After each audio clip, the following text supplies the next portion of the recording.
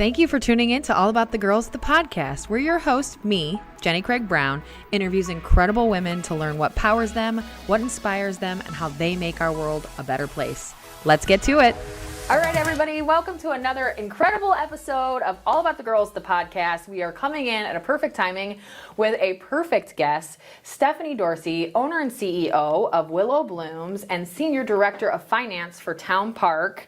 Welcome. Thank you. Happy to be here. Yeah, we're so excited to have you. And we always kind of just go from all these different angles, and we'll do the same for you. But I know you best from Willow Blooms. And so you just opened. Correct. Tell everybody a little bit about Willow Blooms and how it came to be. How about we start there? Yeah, my retirement plan was I wanted to have a gift shop when I retired, but it got here about 20 years early. So Brahms Woman Barn was very established in Highland. Nancy owned it with her husband Jerry. Jerry has since passed, but Nancy has been amazing at showing up and just being supportive. We purchased it from David, who had purchased it from Jerry and Nancy. We purchased the business February 1st. We closed after Valentine's Day for a complete total overhaul renovation.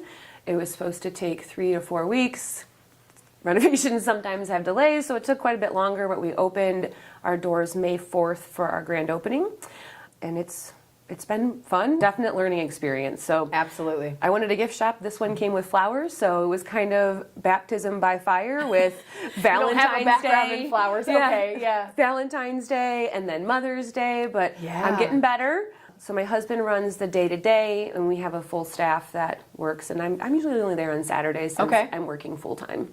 It's amazing. I've been in. If you've not been in, I would definitely recommend it. It's just a wonderful place. The prices are incredible too, but it just feels very high end. And I think that that's what I love about it, is really high end feel. The flowers are beautiful. The gifts are amazing, but the prices are great too. And I think that's really hard balance to have. So I'm really impressed with what you've done there. That's fantastic. Thank you. Great job. Thank you. I just feel like if I wouldn't pay that price, I wouldn't want to sell it. Don't charge anyone else. Yeah. Absolutely. Yeah. And I'm the same. Like, I don't want to do anything for anybody that I wouldn't want to do for myself. So I think it's a great mindset to have. As you guys, if you're watching on YouTube or watching the video itself, you see these beautiful flowers. These are Willow Blooms. And let's dive into this. So this is all based on some nonprofit work you're doing, correct, at Willow Blooms? Let's talk a little bit about this program. So every month we will feature a nonprofit organization, and we will create a custom bouquet. We sell 2 sizes, $25 bouquet and a $40 bouquet.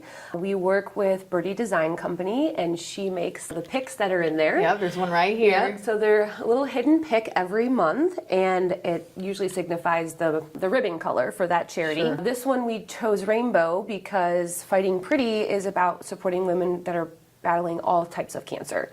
So we wanted those ribbon colors. But the overall ribbon color for cancer is the lavender. So that's why this is a lavender bouquet. Okay. So we donate the proceeds after we take our costs out. And last month we were sponsoring a mental health organization, and we were able to raise about $350. Wow. So, while it may be something small, it still is going to make an impact. And you just started it too. So that's so early, and you're already making such an impact so early. I'm certain that will grow, but that's amazing right out of the gate to have that much. That's fantastic. I really am passionate about giving back and helping. So this was a way that we could do that through Willow Blooms. Okay, awesome. So we'll come back because I've got more for Willow Blooms as a whole, but let's kind of take the time machine backwards and talk a little bit about you, your upbringing. So tell me a little bit about that. You've got an immense history as far as your resume goes. It's very incredible, but if we flash back to your upbringing, your childhood, where'd you grow up? Tell me a little bit about that life. Kind of grew up all over the place, moved several times, lived with my mother and my stepfather and 3 half-sisters until I was about 10. When my father got custody of me. So from 10 on, I lived with my dad and my stepmom. She's my mom. I call her mom. She's been with my dad since I was 2. She's amazing. She's my biggest fan. She's always called me my overachiever child. Oh, I think you guys are so close. That's cool. Yeah, she's the first person I call. Like, really? When there's anything happening and I'm like, I don't know what to do, I just call my mom. But so I lived there with my half-brother, and him and I... And where was that? In Elyria, Ohio. Okay. Yep, so west suburbs of Cleveland. Great. My brother and I weren't very close as kids. Usually we were beating the crap out of each other. Or trying to be like who's the better kid. Yep. but it sounds familiar. Yeah, but now we're super close. We like bounce personal ideas off each other, business ideas. So he's amazing, and he's married to my sister-in-law Vanessa, and they have 2 beautiful kids, my niece Micah and my nephew Harvey. Okay. Pretty close with one of my other half-sisters, Christina. She's got my niece and nephew, Stevie and Paige. They live in southern Ohio on like 80 acres of like property. Amazing. Yeah, it's absolutely beautiful. Super proud of her. But, you know, normal childhood. Yeah? Yeah. Okay, Yeah. good. Everything was good. My parents are amazing people, and you know, they took in every stray person and every stray dog, you know. Your house was the house for all the pets Kool-Aid and house. the family and the friends and everybody. Yeah, Okay, yeah. cool. And they're just so giving, and they'll just do anything for anyone. Like, if once you meet them, like, you're not just your friend, they become part of your family. And I feel like that's something that they really instilled in me. And that's how I feel about, you know, everyone. That's why you do the give backs. That's Yeah. why you're working with local nonprofits. Yeah. It's like you want to do the same. Yeah. And that creates really great humans. I think everybody had that house. It might not have been theirs, but they had that house in their life growing up that they could always go to. And some people had it as their own home. But I love to have that. That's such a cool way to kind of be inclusive and make sure everybody has that outlet, like your mom. Yeah. That's great. Good. So you grew up in, it sounds like, in Ohio for the most part. What brought you to this area? How did that come about? Well, I was working at the Cleveland Indians. Yeah, so that's one of the cool resume pieces I mentioned. That's pretty neat. So you worked in, I think, food and bev? Food and beverage, but I worked for the Indians team, so I was like the liaison between the team and the food and beverage provider. Oh my gosh, how neat. Yes, my daughter got very spoiled with going to baseball games. Yeah. Because we would always sit in the suites. And I remember the first time when we were here and I took her to a Cubs game, she was like, "We don't get our own bathroom?" And I'm like, "No, we're sitting in the bleachers." I didn't expect this to happen, but you're right. Yeah. So lived in Ohio, was married young, and then got divorced afterwards. A couple years later, my ex-husband and I are still great friends. I think that's a rare thing you hear these days. I mean, it wasn't always a hard thing, I think. Yeah, for it wasn't folks, always too. that way, Yeah, right? Like sure. there was a lot of emotion and hurt there, but over time, you know, like all wounds heal, and we have a daughter to raise together. And he's remarried with 3 boys, and I'm remarried with 2 kids, and we actually this is going to sound crazy.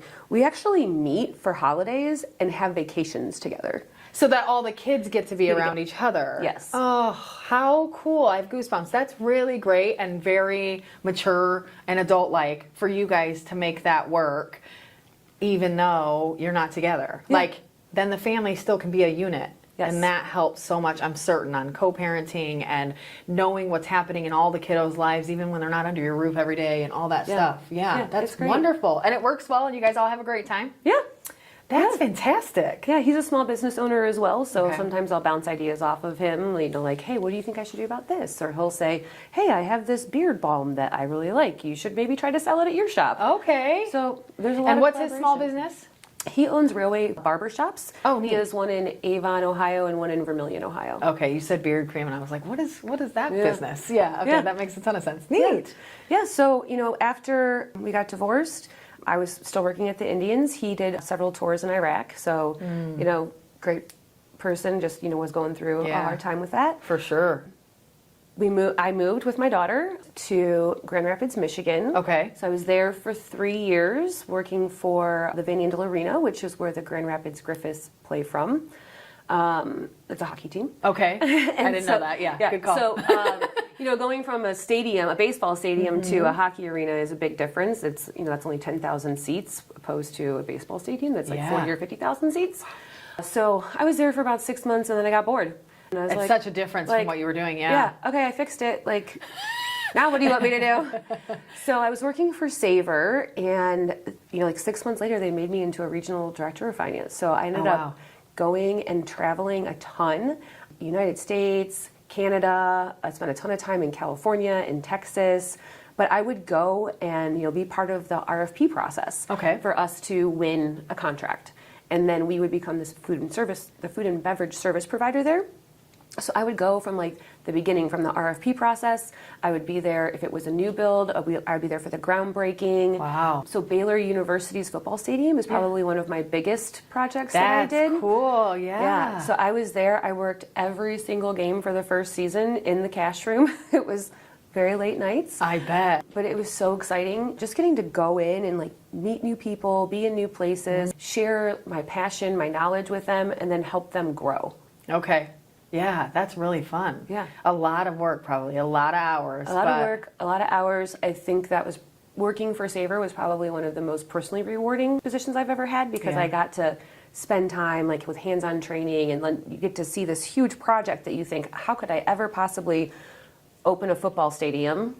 And yeah, I mean, it's such a big box. Like, I don't even know how to unpack that. Yeah. You know, yeah. So being able to like see it from the ground up and then see all of your hard work come together and be successful, it's just rewarding as it's heck. very rewarding. Yeah, I can understand. Now, tell me a little bit about, so Savor, for those that don't know, that was tied in, I think, down the line with McCormick. Is that Yes. true? Okay, Yes. so tell me a little bit, that's probably what most folks will know the best is Yes. McCormick Center. So tell us how that tied into you being in the Chicago area.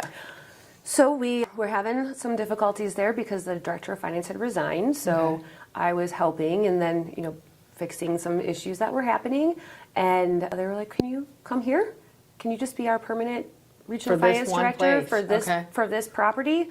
And I was like, well, do I have to travel all the time too? Because like it was getting to be quite a bit of travel. And, our daughter at the time was 8. Okay. And so, You really want to start being there for, this is the stuff they're going to remember. So Yes. you want to be there as much as you can. Yeah. So Sure. I said, I think that'll be a good fit.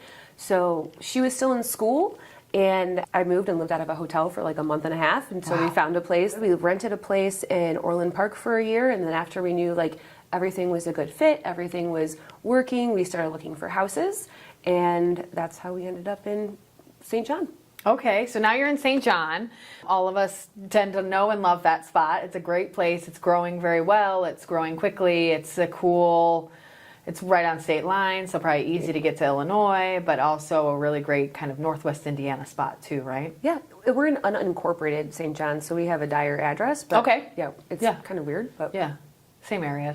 Yeah. And it's such a cool, it's growing so quickly over there too. You've probably got to see some of that compared to when you moved to now. It's there was a probably crazy cornfield difference. behind my house when we moved in. Okay. And now it's a development. Really? Yes. So They're that still much building. growth. Okay, Yeah. wow. That's incredible. Yeah, that place is growing really fast. We see it, just in what we do. It's new business.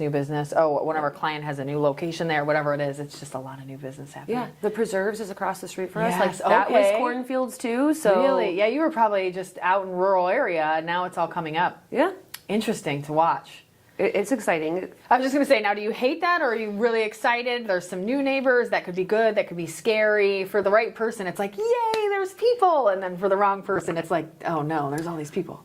Actually, we just had someone move into the house behind us, so I walked over with my kids and introduced myself because they put a fence up, and my son keeps throwing the ball, like hitting the ball over their fence, so they have to keep on throwing it back for us. Yeah, you're like, let's just say hello. Yeah, I'm sorry.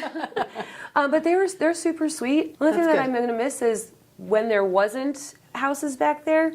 That's where we would shoot our fireworks off for 4th of July. Okay, so you got to find a new spot. Find a new spot. But other than that, Work with the neighborhood and find a whole spot for everyone, Yeah. and then we can kind of party together, and it'll be worth it. Yeah. Okay, cool. And then so now your kind of current title, the Senior Director of Finance for Town Park. Tell us, to me that doesn't mean a ton. It's a great title, but I don't know what it means. Fill me in on what you do and the group that you do it for.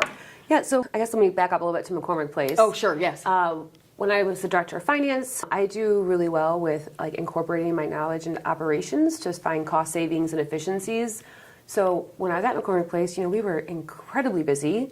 And then, yeah. I mean, the amount of events that place has is insane. Yes, I know. And they're huge. It's not like a 50-person party.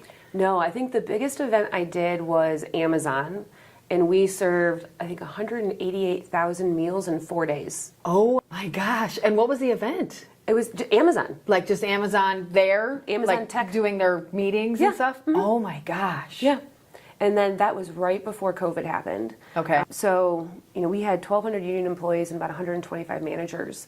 And we had to, cut costs like everybody else did. I Yeah. think the MPEA, the Metropolitan Period Exposition Authority over McCormick Place was amazing. They paid for everyone's health benefits for a year so no one would, lose benefits during Really? That is time. great. Yeah, they're absolutely amazing. But, we had to get rid of our management team. So it was very there was a lot of wine that week because I can imagine. You've worked side by side with these people for so many years, and it's because nothing that they did. No. And that's the worst. Yeah. Is if it's something that, hey, I've told you 17 times, then you don't feel so bad. It's still not fun. Yeah. But no one loves it. But when they've done nothing but great work and they still get let go for other reasons, it's just sad. Yeah. That's got to be hard to deal with. Yeah. It was hard. So, when you're working in food and beverage, if you have a big event like that, you're there at 4 o'clock in the morning until 10, 11 o'clock at night. And that's just how I had always been through my career. So I really didn't know any different. You're so used to it. Yeah. And like my family was used to it. I had two more kids while I was working there. So like they just didn't know any different. And then COVID happened and we're like, everybody's remote. And I'm like, oh, like this is what it's like to be here when my kids wake up, or like to have this dinner is with like them? that normal 9-to-5er type job life. Yeah. This is what other people experience regularly. Yeah. And then, there's no events happening. There's only so much you can clean up. There's only so much you can organize. And I was like, you know what? I don't want to work the events when they come back. I like being around my kids and my husband. Yeah. So I decided to find a position that was more remote, back into finance, but still able to work with operations. So Town Park is known for its parking. We do valet and self-parking. We do commercial garages. We also do bell and door service. Okay. And then we have Town Health, which we do hospitals. So valet and self-parking for hospitals, but we also do patient sitter services for anyone that is at risk of harming themselves. We have someone that will sit with them, which helps the hospital reduce costs because they're not paying like a nurse to sit there. Yeah, they're exactly. paying a sitter. Right. We do patient transport. I mean, we just have all kinds of cool when you stuff. say we do, it means like you literally set it up, have the humans there running it. So like the hospital valet, I never knew this, but they're not hospital employees. They're employees of a different company usually. It depends. It does depend. Okay. Some of them are self-operated, but we try to, cut out, because then the hospital, same thing. Yeah. They don't have to set it up, they don't have to manage it, and that probably takes so much off their plate having someone else deal with all that. Like, here's when we need someone, you make it all happen, and we pay you. Yeah. That's great. I mean, we have some pretty big clients, like the Cleveland Clinic. We have all the Cleveland Clinics. Wow. Mayo. Really? Yeah. That's incredible. Yeah, Mainline Health. Baylor in Texas, we just started there. So, yeah, the growth huge. is coming. Yeah, obviously it sounds like already on its way, but definitely going fast. Yeah, and I love the flexibility to be able to, hey, my kid's got a soccer game tonight, and I'm fighting traffic trying to get home. I can just be like, okay, we're going to the soccer game. And you know what? If I didn't finish something or have something else to do, like I'll just jump on my computer when they go to bed. Yeah, So so everything it done. creates some flexibility in your Yes. schedule and things like that aren't so regimented, and you can kind of work with it. That's great. Yeah, and the travel's minimal. Like I travel once or twice a month for a couple days. Great. And gets me away a little bit. I don't have to watch Disney movies at night. I can watch what I want on TV. It's almost like a little break for mom while you're actually still doing work, which is great, and it keeps you. Now, how do you balance that with Willow Blooms? Just having other people mainly run it with you're there on Saturday. Yeah, my husband is amazing. We've been married for, trying to get me in trouble, 11 years. 11 years, 12, okay. So we've been together for about 14 years. We started dating when my daughter had just turned 4. So maybe not that long, 12 years. Yeah. And he actually moved with us to Grand Rapids and then to Orland Park and then now to where we live now. He is amazing. He's my biggest support. If I'm having a bad day or he's having a bad day, I just feel like we balance each other. He gives 10 when you can only give 5 and vice versa. Yes. Like last night, great. I was like, my kids were just off the walls. And I was like, I can't. Like I got to take a minute. I'm walking away, make them be better. Yeah. I'm like, I just need 5 minutes. Just give me 5 minutes because, they're screaming and hitting each other. And I'm like, yeah, they're kids. And so they're going to do that. And every kid's going to do that eventually. But sometimes you got to have a break. Yeah. And I'm very fantastic. career focused, right? I've always been very driven in that way and maybe don't have as much fun as I probably should. So he really helps me to relax and like have some balance. A little. Yeah. Okay. That's really good. Yeah. I think that's probably what I've seen is the best way, or when the best relationships work the best, is that they balance each other and one knows when the other can't give the 10 and not only doesn't expect the 10 but also gives the balance. Yeah. And I think that's what you need is the balance to say together we're a 10 and sometimes that's like this and sometimes it's the opposite and that's okay. Yeah. What's amazing is that I think being a step parent is probably one of the hardest things someone will ever do. And he's never once like treated my daughter, who is considers his daughter too. He's never treated her differently. Like he pushes her, he drives her. You know, she's really big into soccer, and he's got her in travel leagues, and he's got her in one-on-one trainings, and which takes so much time. We've talked about some travel sports previous on the podcast, and of course with what we do, we see it all the time. It's just, it's intense, like the amount of work that any family does for travel sports. And obviously it varies depending on the sport. Soccer's, I think, a heavier one. Baseball, there's so many games. Gymnastics, they travel everywhere. You know, it's just so intense being on those travel teams. So I love that he's just into it with her. Oh, that's really she great. had some tournaments this year, and one was in Vegas, and he was like, I got dibs on the Vegas trip. And I'm like, what? I get Cincinnati? Like, this is not fair. But they went, and they had so much fun, and I just love that they have a good relationship. And you can just trust that to be just like all the other kiddos, and that makes it. There's some people that don't even realize, like, that's not her dad. Oh, I love that. Yeah. And we love Dad, it sounds like, we love Dad, too, But it's great that they have that strong relationship. Yeah. That means a lot. And I think you're right. Like, the step parent, bonus parent, whatever you want to call it, it's harder, just automatically. And so to see that work so well, and from both sides, too, because a lot of times there's some resistance from the kiddo. Like, hey, I'm not sure how I'm going to let this go. But that's wonderful. Yeah. And it takes a lot of extra work, so that's good. So he seems to be a big help in your life, and the one that kind of helps make that work with you. Yeah. We have 2 more kids together. Okay. Curtis Joseph, we call him CJ for short, and Curtis is my dad's name, and Joseph was his father's name, so that's where his name comes from. And then we have Amelia. Amelia, I have a very influential person in my life, my grandfather, who is the county auditor. Okay. And I really wanted to name my daughter Jillian after Julian. Okay. But next door to us is a Jackson and a Jillian, and on the other side of our house is another Jackson. So I thought it was too much, but Amelia was my grandfather's godmother. Okay. And what a great tie-in. Well done. That's smart. And then her middle name is Joy Ann. So Joy is after my grandma Joyce. And then Ann is my middle name and my bonus mom's middle name. And then Alexis always asks me, we call her Lexi. She's like, well, where'd my name come from?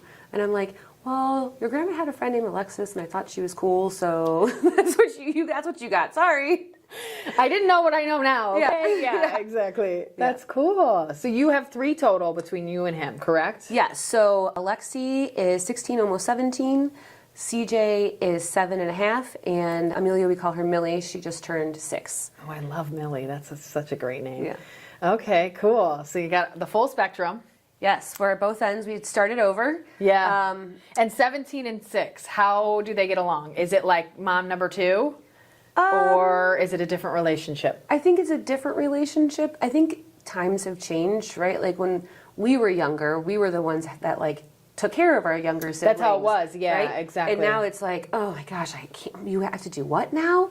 And I'm like, just go. Just help. Yeah. But they think that she's like the coolest person ever. They're both in soccer now, and they're both doing pretty good. And they're like, well, I learned that from watching Lexi play. Oh, I love. And she'll go outside and she'll kick the ball around with them. She likes going swimming with them. Okay. You know, I try not to take advantage of having a teenager with younger kids because, you know, sometimes I thought it was kind of a pain to watch. Because we did see it a lot when we were kids. Yeah. It was always the first babysat the other 2 until they were old enough, and then it was the second one babysat the rest or whatever it was. And yeah, I completely agree. I try not to take advantage of that. That's nice. Yeah, but she's pretty good. Yeah, she's a good kid. so they get along soccer. well. And yeah. That's fantastic. So we talked a little bit about you and your current career. You mentioned your grandfather. That can be the answer too. Women in your life that have greatly impacted you. And if they're not women, I'm open to other humans like him. My mom, my bonus mom. She's just my mom. She's been with my dad since I was 2. Okay. She seems to be kind of your rock. Yes, she is. She's the person that was like, you know, took me to get my first homecoming dress or my first prom dress, or, you know, when you have your first menstrual cycle, right? Yeah, She's got to tell things. my dad to go to the store and buy whatever he needs. Exactly. It's so much help because dad can do it, but dad's going to be uncomfortable, daughter's going to be uncomfortable. It's going to stink much more for everyone involved. So this is such a nicer, way. Yeah. And she's amazing. She is the director of finance and IT for Kendall at Oberlin, which is a retirement community. Okay. And she's been there she's like almost my whole entire life. Really? Yeah, she's getting close to retire. Super proud of her. It's similar field to you too. Yes. So I see some tie-ins. Yes. Okay. Yeah, and then her dad was my grandfather that was the county auditor. Okay. I always had good grades, overachiever. I was like, yes, there's homework, or oh my gosh, I'm so excited we got assigned another book to read. This was not me, but this does not surprise me. On just a little I know about you, Yeah. this is on par. Yeah. So I remember when it was my first year of college, and I was going for business, and you had to take accounting 101. Yeah. And I could not get it, just could not get it. And I withdrew from the class because I was going to fail it. Okay. And then, of course, my mom tells my grandpa, and he's like, that's not okay. So you're going to come over. Do you know who I am? Yeah. You're going to come over, and we're going to come on Tuesday nights, and I'm going to help you with your homework so you understand it in a different way. Okay, love that. Now we're seeing, especially, same thing. When we were kids, it was, this is the way we teach, learn it. Yeah. Now we're seeing there's a lot of kiddos that will be better off just taught differently. Yeah. And so it sounds like he was ahead of that curve and was Yes. going to do that for you, no matter what. Yeah, so he did that for me, so now I do it for my cousins. So I'm like the tutor of the family. Okay. So they're in college, and they're going through these accounting classes, and they're like, I need help. I'm like, I would love to. I feel like I'm passing on a piece of my grandpa. Yeah. And your bonus mom together, like the two of them seem to have taught you so much. Yes. And so it's wonderful to see that you can help too. Yeah. And my mom and dad were small business owners themselves. They had a bar for years with my aunt and uncle. And I know how hard it was for them, but I also know how rewarding it was for them too. Yeah. So they were really supportive and encouraging. At first they were like, I'm sorry, you're going to do what? You work full time. I'm like, oh, I know, I got it. I got a plan. I got it. Like, it's going to be fine. I think when we first talked, I'm like, so you have a full-time job and you're opening a new shop. Mm-hmm. Okay, that's a lot. Yeah. So they're seemingly saying the same. You're like, no, I got it. I think I thrive in chaos a little Okay. bit. So There are a lot of people like that. I think I'm a little bit like that, but I don't know that I'm to your level. Like the amount you're doing is a lot, but it is working. So, Yeah. I mean, it's not failing, right? Yeah. You guys are doing wonderfully. Everything turned out fantastically with the store. I mean, it's Yeah, working. You're right. I had this vision, and being able to see it in my head and then see it actually come to life. Yeah. Like there were several times I had not been there for a couple of days, and I would check in to see where we were progressing at, and I'd be like, oh, that's what I thought it was going to look like in my head. Oh, isn't that such Yeah. a wonderful feeling? Yeah. Like when it comes together and it's what you wanted. Yeah. And Sam was our interior designer, and if you need interior design, she is amazing. Okay. She's done almost our entire house, but she was the interior designer for the shop that helped me put my vision on paper. What was her company's name? SB Creative. Okay, SB Creative. Thank you, Sam. It is beautiful. You're doing a great job. So she helped set all of this up. Yes, she did a great job. She staged everything for us. Just gave And suggestions. you got to watch it kind of come to life. Yeah, yeah. It's incredible. It's like clean and gardeny. Yeah, I don't know it's like else. a modern feel. Ooh, perfect. Earthy modern. Yes. Yeah. That's spot on. That's exactly what it is. And it's just light and airy. And like I said, I stopped in and I had wanted to stop by anyway, of course, and needed a gift. And I thought, what a perfect timing. I had 2 gifts to buy. I ended up getting 3 gifts. 1 was for me.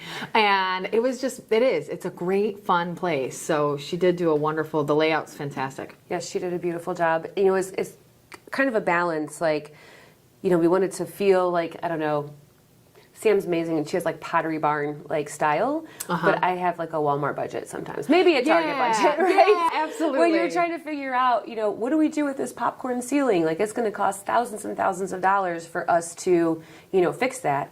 And then Sam's like, well, why don't we just put beadboard over top of it? Yeah. And it's like, oh. That's so much better. That's so much better. So now that frees up some money over here that we can, do something different on the beams or on the floor. So not only did she help us, with a design standpoint, she also helped us with the cost side of things. Yeah, kind of balancing that dollar out across the board, making sense where it needs to be and not where it doesn't, and helping in some spots that might have been more expensive, coming up with that better idea. And yeah, she's our display tables, they're $1,500 a piece, and I'm like, oof. And so my brother's pretty handy, and I'm like, hey, can you come build me this table? And he's like, sure. And so he built me 3 of them. Oh my gosh, that's so cool. Yeah, we had a lot of friends. We called in all the That's what you're favors supposed to do, try right? to get that place open. That's what everybody says to do. I think that's exactly what you should do. And that's what it's all about. Yeah. It takes a whole community. It takes a village to raise kids. It takes a village to start a business. It really does. Well, and our family's all in Ohio still, right? So they're 5-6 hours away from us. So when we lived here, we kind of created our own family, right? Good. With our friends. Yeah. So we have a really great neighborhood. We have Tom and Trisha Ball that live behind us, and Tom is like Mr. Fix-It. So he's amazing. His wife's amazing. We've got, the Mackenzies, the Hernandezes. Like, I could just keep going on and on. The Hannahans. All the kind of family friends. Everybody just becomes family friends. Like, hey, I need an egg, or I need a cup of milk, or hey, got an emergency, can you watch the kids, Yeah. And everybody just we've made our own family. That's magic. And how often do you get to see the family back home? Not as much lately as we would have liked, except for them coming here. Okay, Yeah. did they come for the grand opening and such? My mom and dad came for the grand opening. My brother and sister-in-law were here the weekend before to help us, do the final push. Yeah. Yeah, we usually spend a week in Ohio at my sister-in-law's cottage in Vermilion for 4th of July. It's a big thing for my husband's family. And I always thought, like, why do I want to go to Vermilion, Ohio for a vacation? But then you get there and it's this entire area on the Vermilion River. It's called the Olympic Outing Club. I think it's like 120 some years of existence. I've never heard of this. Okay. It's a private club, and everyone that's there is related somehow. Okay, interesting. So it's just like it's just a free for all. Like, everybody just comes, and the kids all run around, and the 4th of July celebration is amazing. So we go there now every year. We used to do our own fireworks, and then, well, we lost our field. Yeah, so now we go to Ohio for 4th of July. Okay, that's super fun. Yeah. We have one of our regular listeners, Deanna Grimes. She's been on the podcast, but she also listens regularly too. She's from Cincinnati area. Okay. So not around Cleveland, but still Ohio. So she might even know about that spot. That's really cool. Yeah. It's awesome. fun. Yeah. Love that you built the family here. That's going to be most important because you've got the kiddos here. You need your neighborhood. You need your friends and family that are local. So it's really great that you guys have invested into that and found it. I mean, it's hard to do that. I don't know my neighbors. We don't talk. I live a little bit more rural, so they're a little more spread out. And I always think, like, it'd be so fun to have a block party or something, and it's harder because we're more rural, but also I don't talk to those folks, and I should. So I think that's, it's not that I don't know them. We've said hello, we've chatted, but just not regularly like that. Yeah. Like, it's nice. I want to be able to call someone for an egg. Yeah. That's fantastic. Good. Yeah. I'm glad you have that. Can we circle back to some other women that have been influential Yes, in my life? Tell me some other women. Yeah, okay. So my grandma, who's my bonus mom's mom. Okay. Her name's Mama. So we call her Mama. I think she's got like 57 grandchildren. Oh my gosh. Yes, so lots of grandkids. I'm one of their older ones. And when I was going through my divorce, I moved in with her. Okay. So I got to live with my grandma and have her be there every day with me, going through, being a mom with a husband that was in Iraq, going through a divorce, being like, I don't know what I'm doing. Like, this kid won't stop crying, Yeah. And I remember there being, and she told me, you're welcome to stay here. You will pay rent, and you will help clean. But like, I'm not here to raise your child for you. And I was like, okay, got it. Right? And that I didn't want her to either. But there were some nights. I remember her getting home one night, and I was sobbing, crying because Lexi wouldn't stop crying. So now we're both crying. And nothing's getting better. No. And she just walked in, and she's like, how long has she been crying? I go, I think it's like 3 hours. And she's like, give me that baby. And like within 2 minutes, she was sleeping, and I was so pissed. You're like, why is this not happening for me? Yeah. What did I do wrong? And she's like, because you're frustrated, and she can feel that. Now you're crying, and so she's going to know until you can calm down, and you can't calm down when there's a baby crying for 3 hours. Yeah. I mean, and she's the one that taught me to like vacuum when my kids were taking a nap so that they would be able to sleep through anything. Oh, so smart. Like, get that noise going now. Yeah. So when they were babies, brilliant. I always did that. She was so amazing. Like, I moved in with her when I was pregnant, and I had, a drive for work, and she would like make my lunch, and she would even cut my grapes in half, and like, she's amazing. Cared for you all around, it sounds like. Yeah. And she's an amazing cook, so I feel like I learned a lot of like cooking from her, and she's definitely the matriarch of our family. So I feel like, that might be passed down to me for maybe in a couple generations. Yeah, I love that. Good. And who cooks now in your family the most? Me. You do? Yeah. And a lot of it's probably from her teaching. Yes, absolutely. Oh, that's a fantastic one. Any others? My grandma Joyce, who's actually my biological mom's mom, was always there for me, even when my dad was going through the custody battle. She was sitting on my dad's side, and she is amazing. She is divorced and remarried twice, And then the grandfather that I knew growing up was Lee, and she wasn't going to marry him. And She's like, I tried that. I don't like it. Yeah, she's like, the first one left me, the second one died. I'm not getting married again. And I'm like, okay.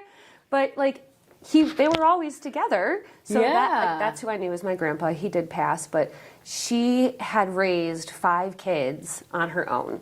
And she is a very successful businesswoman. She probably owns hundreds of rental properties where we live in Elyria and the surrounding areas. And she's just incredible. So I remember her telling me the story of, yeah, I saw this lady walking down the street and she had this big bag with her. So I pulled over and I asked her if she was okay. And she was like, no, and told her the sad story. And she's like, come on, get in. I'll take you to get something to eat. So my grandma takes her to get something to eat and then, finds her story. And she's like, listen, I have a rental house that's available. You can rent it for free for 6 months. It's furnished, but in 6 months, you've got to get a job. And then I'll give you 6 months to get settled, and then you got to start paying rent. And then she slowly increases their rent month over month until they get to the full rent. But she has helped so many people get back on her feet, or on their feet. And sometimes I'll be like, Grandma, who's that guy over there sitting in your house? And she's like, oh, he lives here. And I'm like, oh, okay. Why?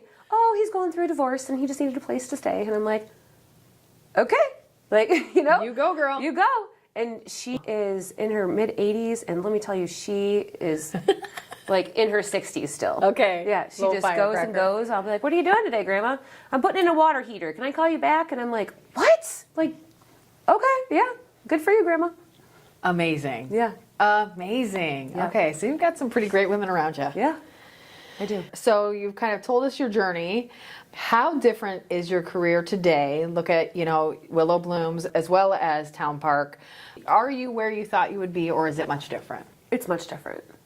It's much different, but in a good way. Okay, good. I love that things are not the same every day. There's always a different challenge, obstacle. Because it also probably depends on which one needs the most attention that day. Yes. The Town Park, the full-time gig, or your passion. Yeah, and I would say my passion usually has to wait until after hours. Yeah, yep. So I can be focused. That's because you got to do the Town Park from I gotta 8 to 5 or whatever, and then Yeah, but at the same time, I have passion for my job as well. I get to work with a great team. Some of them have been there for years and years, and some are brand new. So it's great to get different perspectives from people that have worked in different industries. Yeah, and I love it. People say I'm a Energizer bunny and that. I never turn it off, right? But I don't think if I wasn't busy, I would just find something else to keep myself busy. I completely agree with who you are. The more I learn about you, I think you're absolutely right. You're going to fill that space. Yeah. It's not going to be with couch time. It's just not who you seem to be as a person. Yes. I do have a hard time saying no.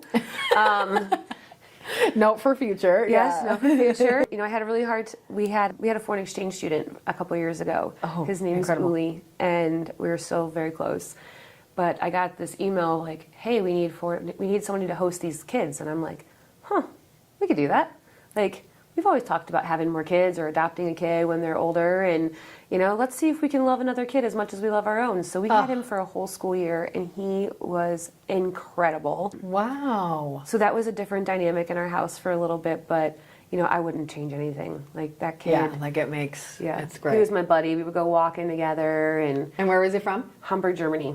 Plan is to get there in the next year so I can get to visit him. Okay, yeah. So my sister had an exchange student from Thailand, and that's what he had told her, the custom is most often with exchange students, especially in Thailand, is the family wants you to visit them after that exchange process. So it would be magic. That would be really fun. And have you been to Germany ever? I have not. Okay. His parents came here to get him. Okay, that's cool. Yeah, so I don't think that's common, is it? No. Okay. No. And then they went on a 2-week road trip vacation. Okay, they're like, we'll come grab you and we'll do our own little kind of USA tour. And yeah, we had a big going away party for him. And then the following summer, he came back to visit us. Oh, that's cool. Yeah. He must have really loved getting to know you guys. Yeah. I mean, his bedroom was my prior office, and we still refer to it, several years later as Uli's bedroom. Permanent spot. Yeah. That's so sweet. I love that. Yeah. Okay, cool. So that's an example of how I can't say no. Yeah, that's definitely... Yeah, that's definitely not saying no. or, you know, but it's such a cool opportunity. So it's kind of probably sometimes rewarding to see when you do say yes and it makes this big impact in your life. Yeah, and his too. Yeah. He learned Like how to you play really- football when he was here, like American football, because he came playing soccer. Okay. And now he's playing football in Germany.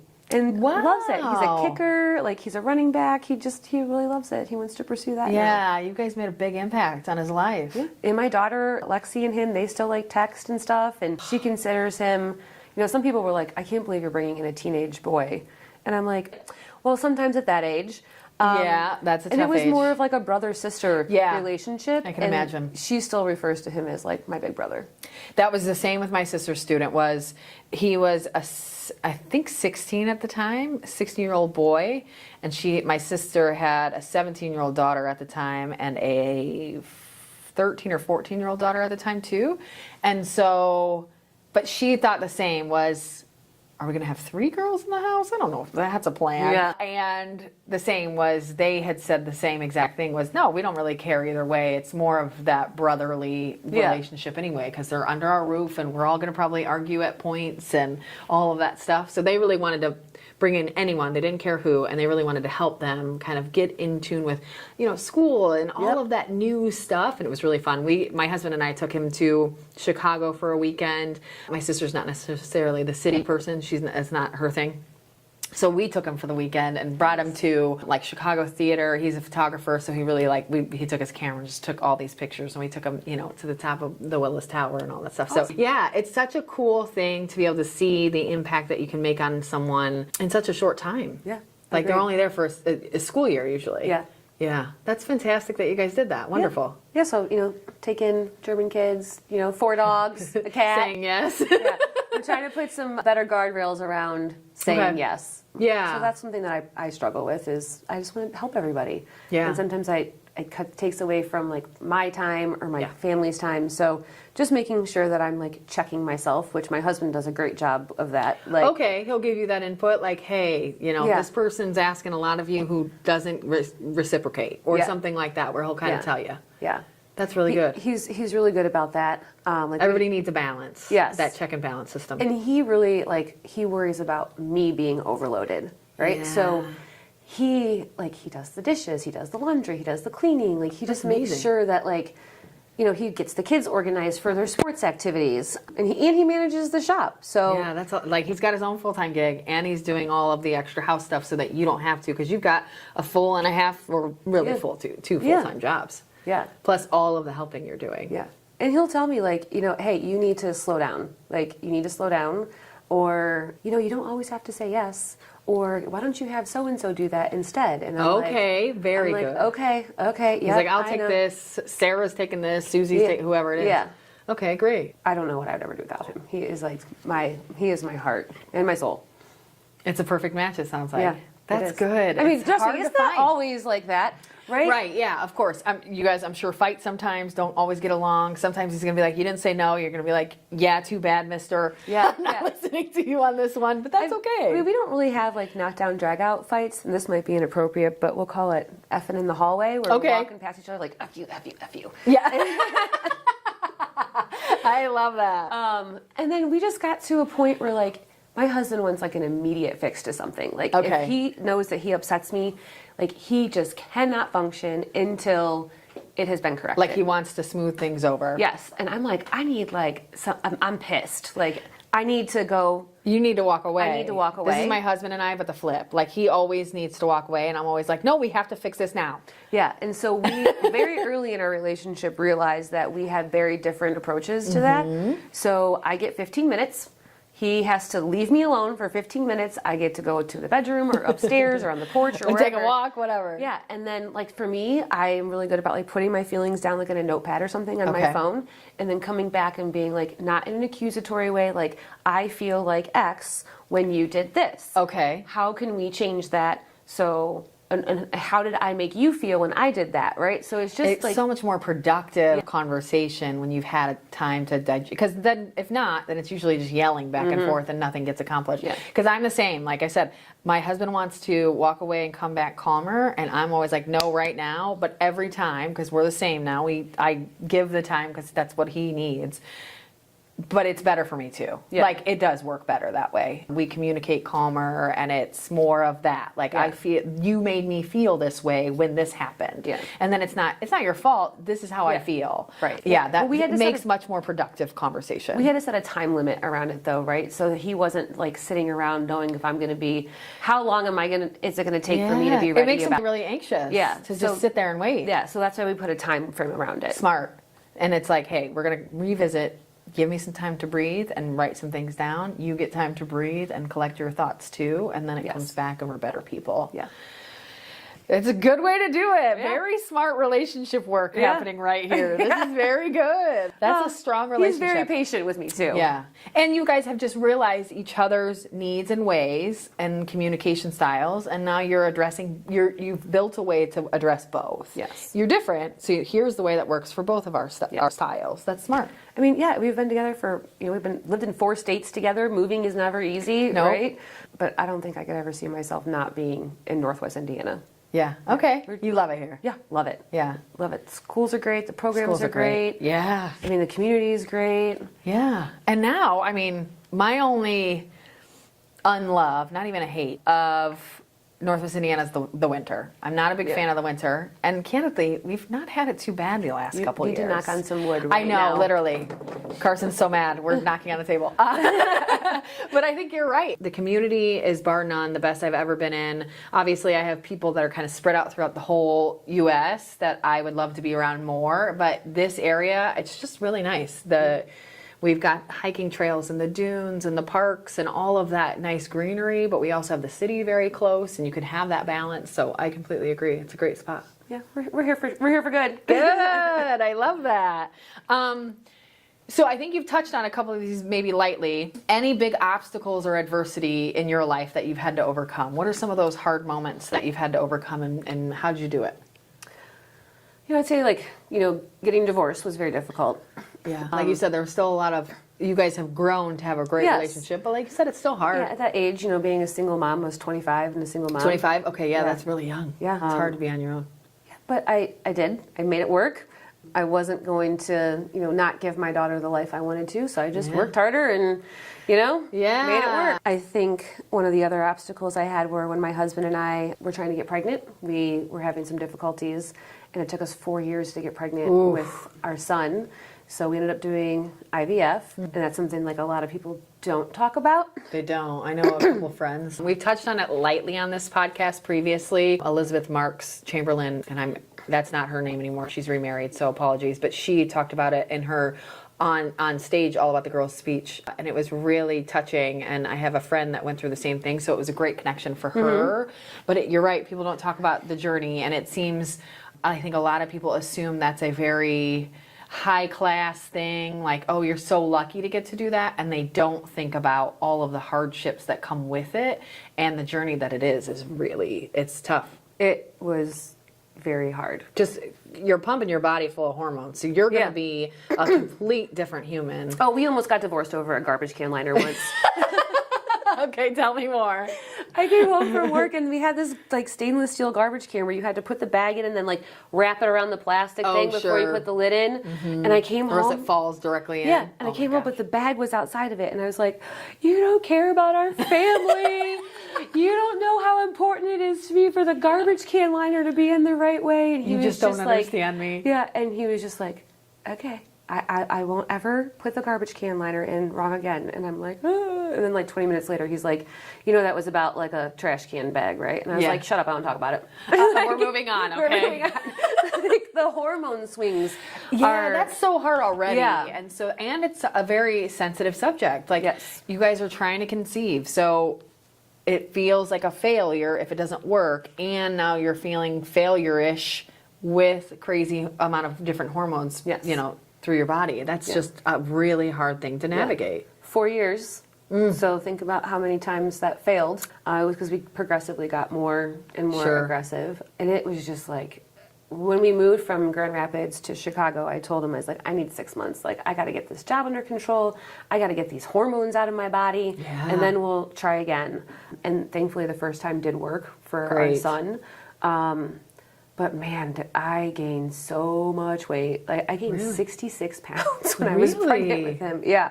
And is that, do you think that was because of the IVF and the hormones and all that stuff? I mean, because it was probably different than your first. Well, also age was different. Yeah, you know, there's quite a few years in between, but still. I'm not sure. I mean, it could have been. I couldn't keep anything down with my first, so for my son, I just couldn't stop eating.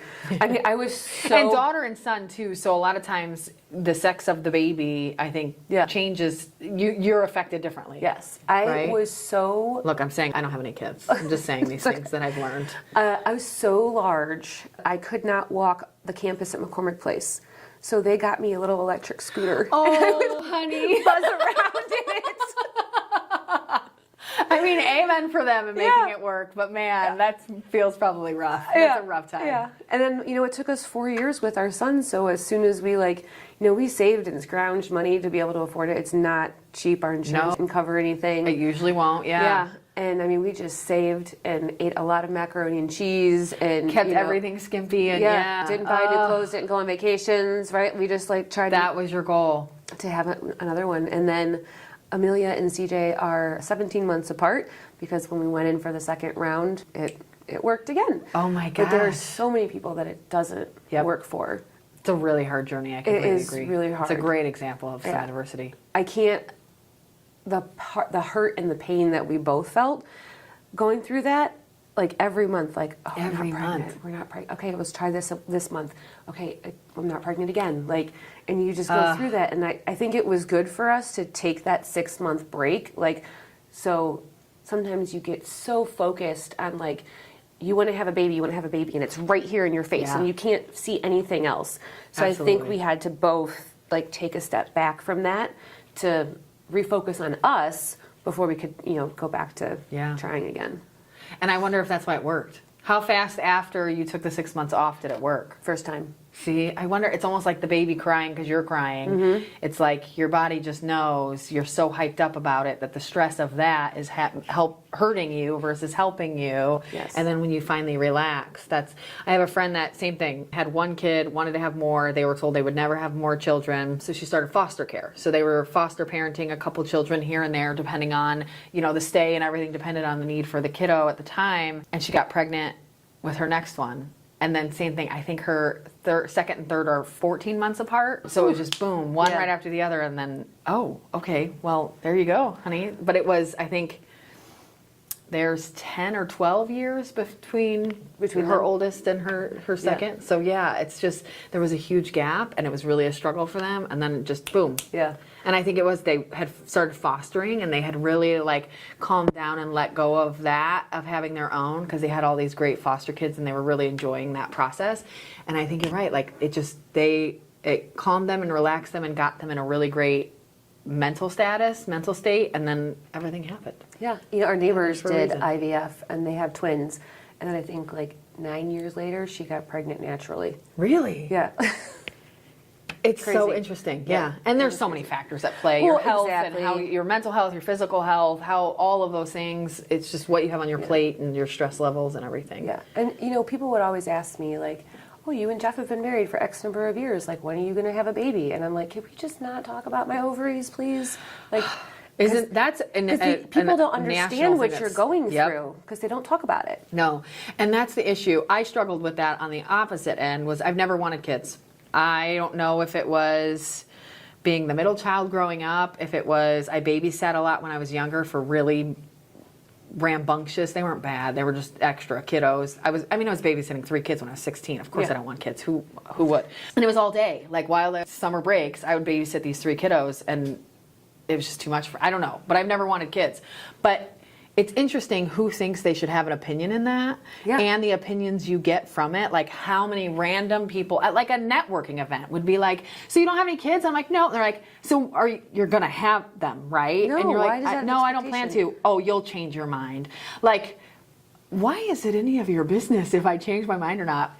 Old men are probably the worst for that. Oh, honey, you'll change your mind. You got to have kids.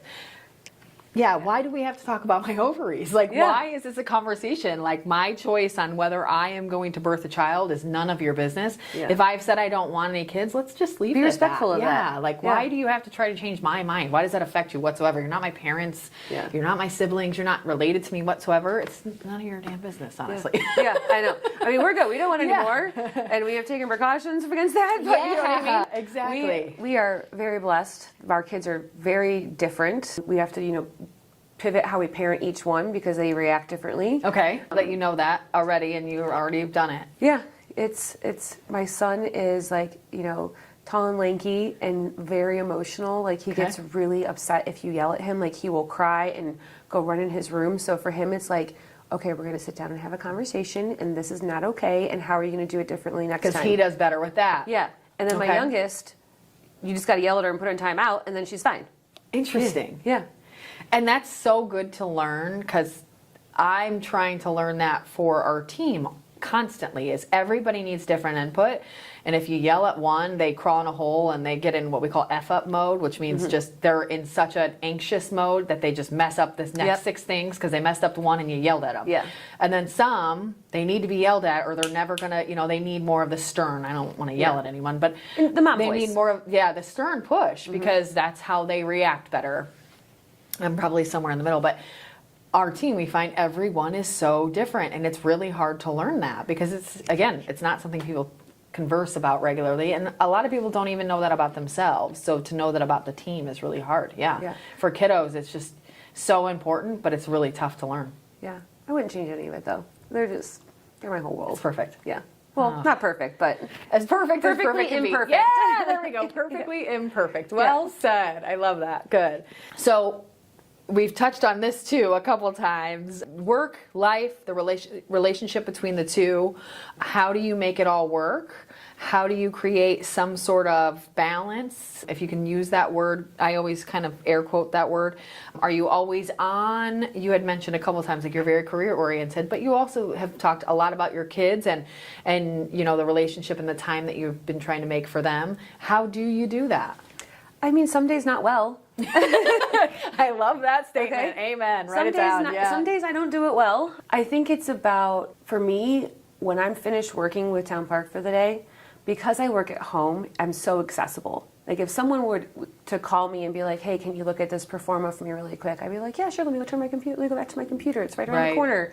For me, I have to shut down my computer and put it away. So that you probably don't even see that question.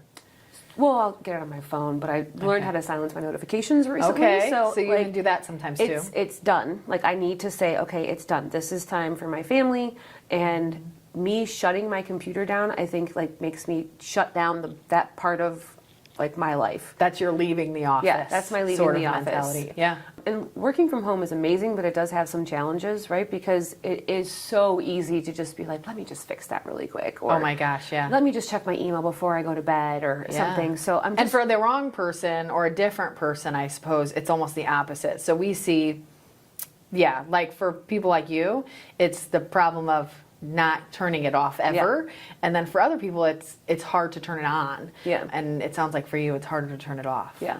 I mean, I love it. I do get a lot of personal satisfaction out of my job by like helping others, teaching others, making an impact on financials.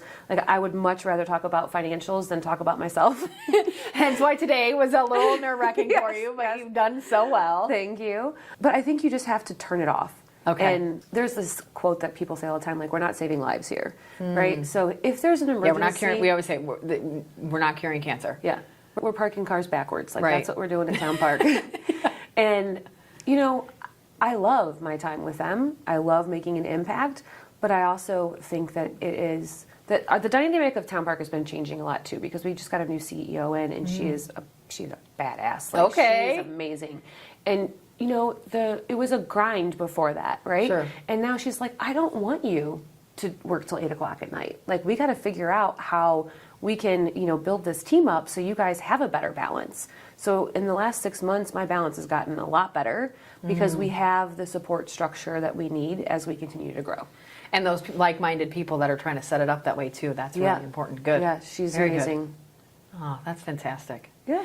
So I want to go back a little bit to Willow Bloom. So tell me a little bit, and I know we talked about this earlier. If someone wants to be a part of this program, your give back program with the flowers, is it a certain amount of proceeds? Do they buy this bouquet, right? So each nonprofit you're giving to each month, like this one's the lavender bouquet. So how do they go in and order that to know that it's the nonprofit based flower? So every month we set it up in our computer system for a code. Okay. So for example, this one is JUN24 large, JUN24 small. Okay. So when anyone calls in or comes in and we have some already ready to go, grab and go, we code them to that arrangement. So that way we can track how many have been sold. Okay, so it's just a monthly nonprofit that you highlight. You have a special bouquet that goes with that. Anyone can order it, and they'll know exactly what it's talking about. And if they don't know the nonprofit for the month, they can just ask and say, "Hey, tell me more about this. The flower or the bouquet for the month." Correct. If they already know, they can just order the Fighting Pretty bouquet like this one. Yes. And this one will be all of June. Correct? All of June. Okay, so that's phenomenal for anybody. And I see you guys promoting it out and such, so everybody should know. But that's wonderful. Great tie-in. So I appreciate you because, of course, we're in the time machine, so apologies to everybody listening to this now. The Fighting Pretty one's probably already gone because this is July. So they can always call and find the new one, but this is perfect tie-in for Fighting Pretty, all about the girls, and the podcast. So I appreciate you doing that as well, because Fighting Pretty is our nonprofit that we always work with every year as a nonprofit. For years, it was St. Jude House. This year, we worked with or partnered up with Alyssa and Fighting Pretty. So it's really cool to have you guys being a part of that too. We're excited. Yeah, it's a wonderful, wonderful cause. It sounds like you guys have plenty more coming. So do you know July's by chance too? Yeah, so July is going to be Disability Month. It's the yellow ribbon. We're still looking for a local charity or organization to make that donation to. Wonderful. And then August is Self-Awareness Month. And Oh, so I that's love that. an orange ribbon. September is Girls on the Run. Oh, yeah. Woo, shout out to Girls on the Run. I love them. And then October is breast cancer, and I'm still looking for November, December, and January. Okay, great. That's wonderful. So that'll be really helpful. So you guys make sure you check out those, support those nonprofit groups. Especially, I mean, what a great way to do it too, because you can support the nonprofit and you get flowers. Yeah. So, and there's always a reason, and there's always someone that needs them. So there's always a reason to buy them. Yes. That's perfect. And we're always looking for additional organizations that are local to continue to, expand the people that we're impacting. Okay, and we can give you some input on that too, because we've got all the groups that we work with and stuff, so that would be awesome. Yeah, good time.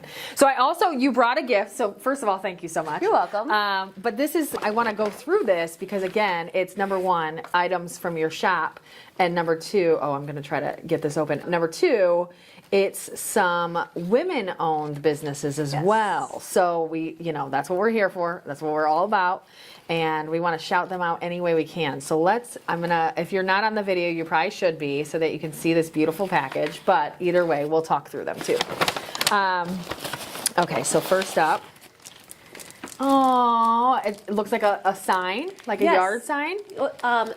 Or just a sign in general. I can put it wherever I want. You can put it anywhere you want. This is from Birdie Design Co. Her name's Caitlin, and she makes these in her garage. We had these made for mom, grandma, and it says, thanks for helping me grow. And then we have a little tag that we attach to it. So you paint the flowers, and then you paint the kiddo's hand, and then you put the hand on top of it, so it can be their handprint. How adorable. Okay. Oh my gosh, you have so much stuff in here. This is amazing. Thank you. This is another women-owned business. Dog Lovers pen set. Yeah, we have a bunch of them. So cute. I thought they were adorable, and I was very surprised that people have bought so many of them. Oh my gosh. This is one of the things that I didn't think were going to go. It's a great gift for someone like this. The pens say, dogs are better than people. Ask me about my dog. Sorry, I can't. I have plans with my dog. Hi, can I pet your dog?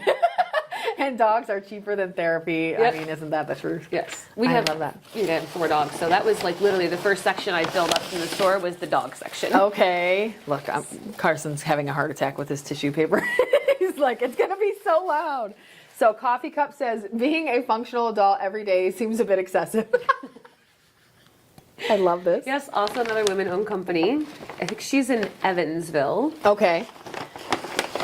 We've got, okay, I saw this when I was in, and I'm so excited. It's the Body Butter Sugar Scrubs. Yes. This one's called Butt Naked, which I love. Yes, so Regina is the owner of Good Scent Oils, and she's in Maryville. Okay. She's a sweetheart, and that is amazing. You don't need to put lotion on afterwards. Like, the sugar scrub lasts for so long, and when you rinse it off, like, it leaves, like, the oil moisturizing with you. Oh my gosh, amazing. And it's Good Sense Oils. And they've got a little story on the back of here too. Yeah, Regina. Oh, I love it. So you can even read about her story. And she's Maryville, so like she's super Maryville. local. Mm-hmm. Wow. Oh my gosh, girl, you're amazing. Okay, so this is Uma from Nur Natural. She's in Hammond. That is the facial serum, and she actually will be doing classes. I was just gonna say this is the one doing the classic spot. Yeah, so I believe it's the second Thursday of every month except July. You can come in and she'll have all of her products available. It's $10 to do the customization, and then you just buy the product and you can create your own scents. So we have a lotion that's Willow Blooms and a sugar scrub that's Willow Blooms, and our youngest, who is just turned 6, is the one that picked the scent. It's cactus flower. Cool. That's a great scent. Yeah, but she went in with me, and she if a 6-year-old can do it, like, we can all do this. Yes, exactly. Because like not all of us are crafty or want to be crafty, but anyone can do it. Yeah. So Uma will bring all of her oils, and then you get to test and make like little tiny samples until you find the scent that you want, and then you can make it into a bigger size. And this is a serum, so like for your face. Mm-hmm. Yeah. Oh my gosh. That's so cool. I saw that on your Facebook that you guys were doing the classes, and I think that one's... Now this one, okay, so we've got goat milk soap. Yes. She's also local. Old Bird Farm. Yep. She was at our opening with her goat. Cinnamon, the goat cinnamon. Cinnamon the goat. Yeah. How cool. This is a dip mix. Yes. A blend above. Yeah, so a blend above, they are based out of Crown Point. Oh, wow. But they have their products now made in Pennsylvania, but it's a family-owned business. Wow. I don't know about all these, so I'm loving this little lesson I'm getting here in local businesses. I bought some of these at your place because you had some. These are Carol Ann's candies, and you had Mint Meltways, which my mom loves. Okay. So I bought them for her for Mother's Day.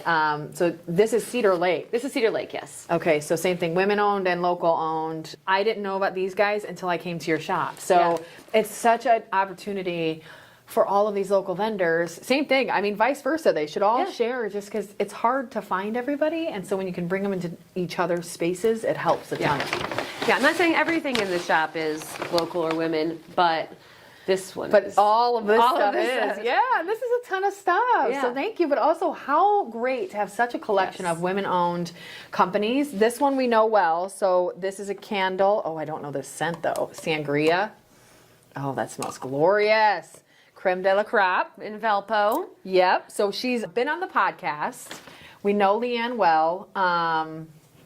Wonderful. Yeah. They have goats too. Yes, I saw them. I go and pick the items up from there, and every time I come home with a little something for myself. Oh, I know. They have really great lip balm that I love, and it's in this really cool. It's not round. Yeah, it's like the rectangular. Yeah. And I just love it so much. So I'm the same. I usually go there to get a gift and come out with like a gift for both me and that person. Yeah. And it's just so much fun. Yeah, highly recommend her skin polish. Ooh, I've seen it. I've not used it. Is it amazing? Yes, the mask and the skin polish. Okay. And then I use the serum and the face cream now. Oh, so amazing. Yeah. So all local, or not all local, all women owned, lots of local. Yes. I mean, how incredible. I love that you guys have that. And then you guys have some of your own stuff in the shop too that's not necessarily locally owned or women owned, but it's just cool stuff that you've brought in. And then of course the flowers, which is just incredible. Yeah, I think the best thing about the shop for me has been when someone comes in and they're excited, or even if they're sad, right? Because you probably do like some funeral arrangements and things like that where they're not coming in for a good reason. Yes. I mean, we just recently had a woman who had passed, and she was a very big football fan. So she liked the Broncos and the Colts, and we were able to make custom arrangements like in Broncos and Colts. Like we made the actual Colts like U logo into an arrangement for the funeral. That's amazing. Yes, and just being able to like put that extra little touch on something that means so much for the families. And I used to be like, oh no, somebody died and I'm going to have to make money off of that. Like, 'cause you kind of like feel bad, You but still then have it's to like, charge them, but yeah. but then it was like, you know what? You're helping them celebrate that person's life and you're helping them heal. And even when they come in, sometimes it's just sitting down with them for an hour so they can tell you, you know, their loved one's story so you can, you know, create a design that reflects them. And that's rare, I think, especially with like service flowers like that. Having them be so unique to the person is rare. It's usually you go online and you order, click one of these, whatever, who cares. But to have the option to make it like that is really impressive. We had just had someone recently that was an artist that had passed away, and we made her flowers into the artist's like paint palette. So when I went in there that day, she was making that. Yeah. What's your flower designer's name? I can't remember. I have Deb, Tracy, and Lori. I think I met. Ooh, it was Deb or Tracy. I'm not sure. Probably Deb. She's there the most. Okay, so she had brought out that artist palette. Yes, that's Deb. Okay, She's amazing. so I was in there and she brought out the palette. She was asking the woman working the desk up front, who was so nice too. And I think she had her dad there. He was in the store visiting too. And so it was just this cool, like everyone's chit chatting. They start talking like, is this good? And she's like, oh yeah, it's beautiful. So then I'm nosy and I'm like, oh, well, I have to see too. So I just walk over. They don't know me, but I'm like, hi, I want to see. Yeah. And they showed, I'm like, no, but that's so beautiful. She's like, she was an artist and she's explaining. I'm like, this is beautiful. Like, what an incredible job. Like you said, so unique to the person. And I've just not seen a lot of that. Like that artist palette it's one of the coolest flower setups I've ever seen. Thank you. Because it looked legitimately like a little artist painter palette with all the little dots. It was just amazing. I talked about that flower a lot. Like I told a lot of people about that. Yeah, it was just really cool. You know, it's also, you know, we had someone whose father passed away and it was like the first Memorial Day without her father. Okay. And she wanted to take the arrangement on Sunday and she came in on Friday to pick it up. And I was like, you know, you got to make sure you put it in the refrigerator. And don't put any fruit in the refrigerator with it at the same time because that makes the flowers die. I didn't know that. Oh, yeah. Oh, you guys have all the education. I love this. Yeah. So she's like, oh, I don't think I have room in my fridge. And like I knew that she had been in the day before and we had made this custom design for her. And like her eyes started getting watery and I was just like, oh, can I give you a hug? And I just gave her a hug and she just like started crying in my arms. And I'm like, I understand, you know, we lost my father-in-law too. And like the firsts are always really hard. It doesn't get easier, but you cope better with it. So she probably needed that input really bad. Yeah. So she ends up living like, you know, on my way home. So I said, listen, why don't I just bring it to you? You know, when you're coming, like the day of, I can just drop it off on your front porch because I'll probably be here anyways and I'll be going home.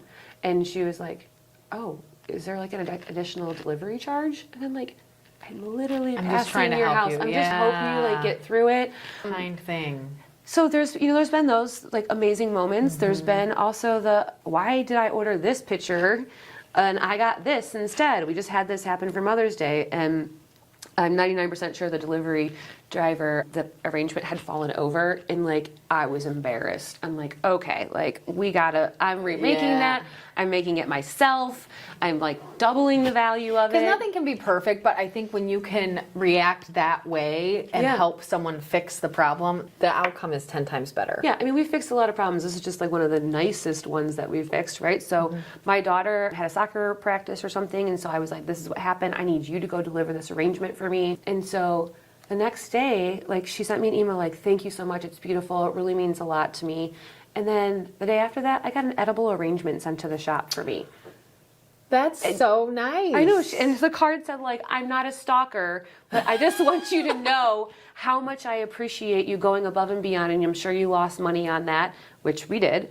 But, like, I was trying to do the right thing. Yep. And that, if you stick with that business model of doing the right thing, I think that'll take you wherever you need to go. Yeah. Because it's just being the good person, doing the right thing is what everyone needs in the world. And I just think at the end of the day, karma's real and it will come back, right? Yeah. And I think that's really important because that's so rare nowadays too, that when people receive treatment like that, that does go above and beyond, they're just so much more likely to recognize it, I think, too. I was blown away that, like, she sent me something for me correcting a mistake that we had made, you know? Yeah, that's really amazing. Yeah. Good. Yeah.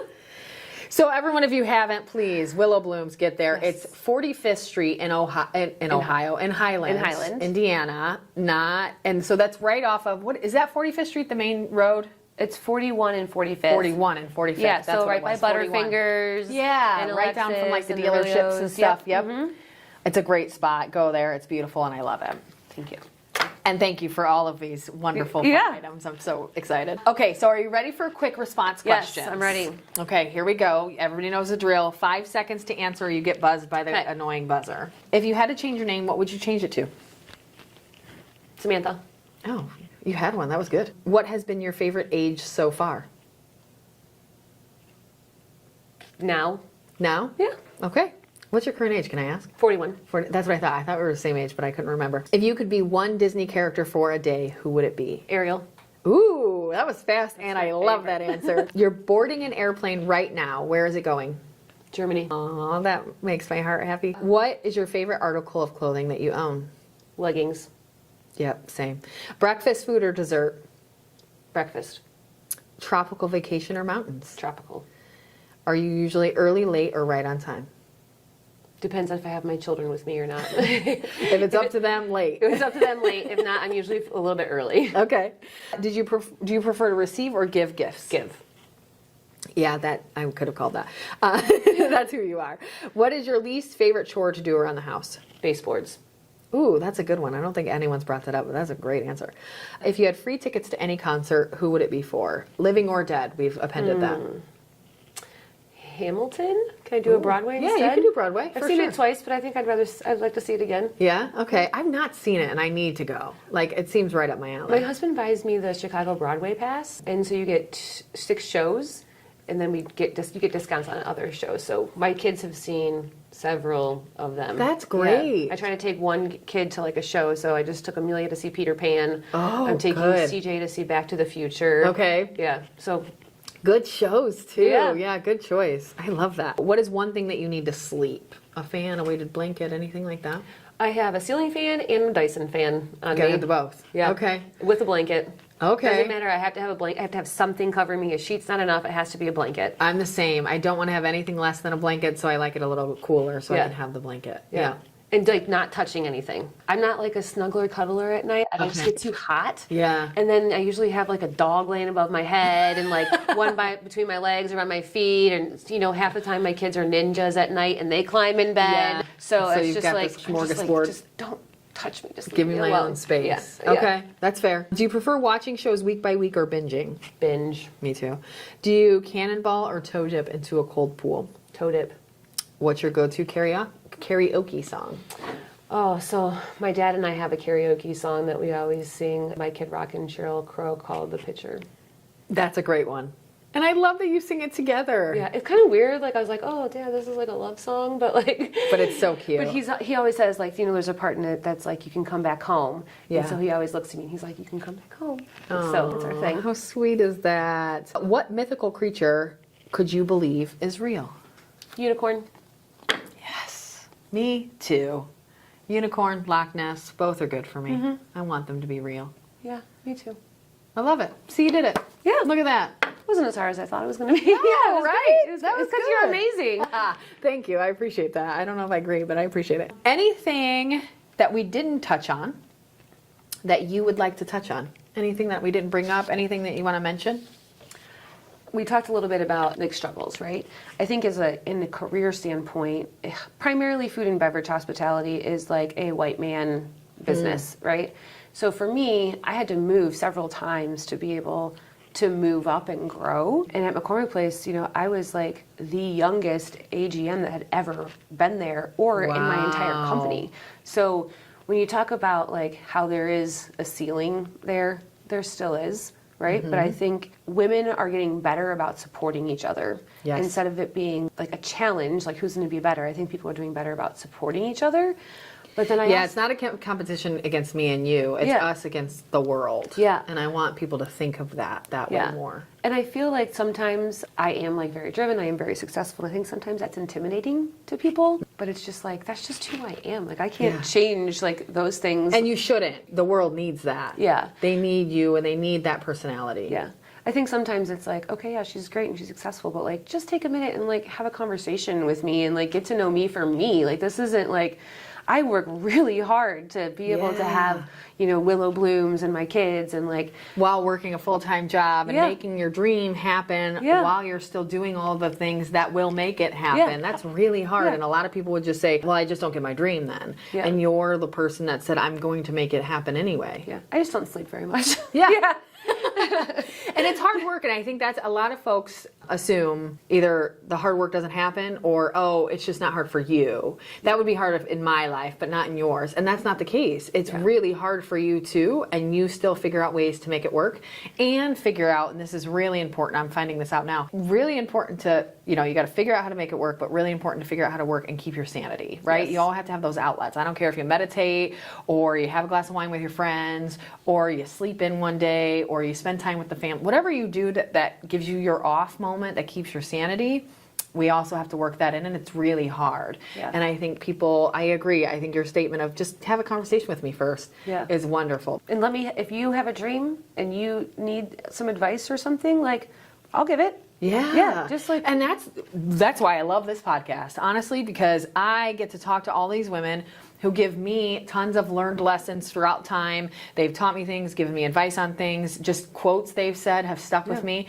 And I think the more we can do that, you don't have to have a podcast, you can just go talk to people, right? Like, go talk to women, go meet those women. Don't assume that they don't like you, they just don't know you, and vice versa. Yeah. So if you're intimidated by someone, I've talked many times about people that I look to as mentors that intimidate me. Dr. V, one of my favorite human beings in the whole wide world, and still intimidates the hell out of me every single day because she's a badass. Yeah. But instead of just saying she's intimidating, I'll be over here, I'm like, and now I'm going to make you my best friend. Like, who cares, you know, whatever that ends up being. But diving in anyway, it's just, you can absorb all of this for everyone. The whole premise of this podcast and the annual event is all about that. Let's create an army of women that can depend on one another, call on one another, help one another, teach one another, and not compete. right. I don't want it to be a competition. I want it to be me here with you to learn more about you. And then later it's how can I help you? Yeah, exactly. And that should grow. And I want that for everybody.